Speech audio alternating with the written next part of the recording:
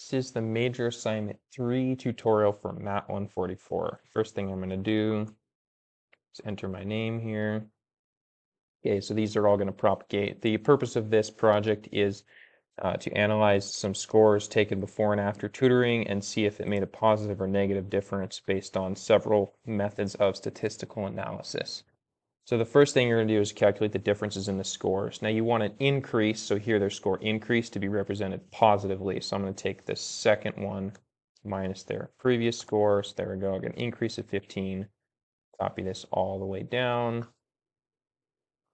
Okay, just at a quick glance, you can see these are mostly positive. So this is going to suggest that the tutoring caused an overall increase in student scores.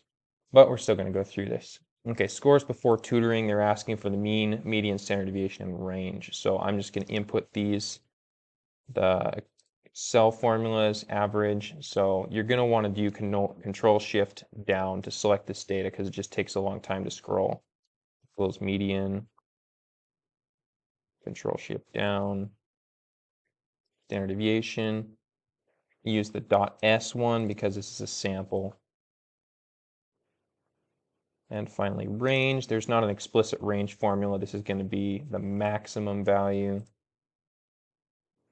minus the minimum value. Okay, now I don't want to have to type those all over again, so I'm going to take this and copy it, paste it down here. That will shift these references, so what we need to do is actually drag it up here to the scores after tutoring data and do that for all of these.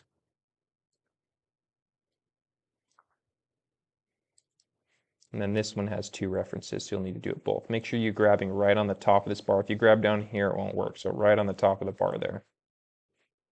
I'm going to do that one more time. Okay, got that all done. Got these all moved over to the difference in scores section. So now in here, we want to use the empirical rule to calculate the upper and lower limits. At 68% of the scores, differences should fall between. The empirical rule is 1 standard deviation. So the lower limit is going to be the mean minus 1 standard deviation, and the upper limit is going to be the mean plus 1 standard deviation. So what you can say from that is that 68% of student score changes or differences should fall between 16 and 8. So those are both good positive values, so that suggests that the tutoring is effective. Okay, so you're going to answer these questions in 3 sections here. So first of all, it says, does it appear that tutorings make a difference? Discuss the means, medians, before, after, and difference. So means and medians are measures of center. This is your most important data. So what you're going to want to do in this is talk about and reference the values here, here, and here for each one of these sections. So what I would say is something like the mean score was 76 before and the median score was 76 before. After tutoring, the mean score was 88 and the median was 90. So the center of student scores increased substantially. And in fact, that average increase and median increase was around 12. When you talk about standard deviation and range, those things don't directly imply improvement. So if we look here, we can see the standard deviation went down just a little bit. What that means is that student scores experienced less variation. Same thing with the range. The range of scores went down. That's only really a good thing if their scores also improve, right? You don't want to get more consistent, but consistently worse. So it's a good thing if coupled with an average improvement. So that's the kind of thing you want to discuss in this section. Make sure you reference the values in this section. This section right here.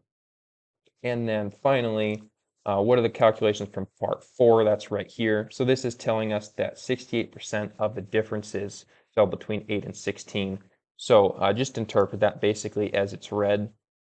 You should expect 68% of students to have a score increase between 8 and 16 points, which implies that the tutoring is effective. All right, in the next part of this, we'll be looking at this section and creating the histogram.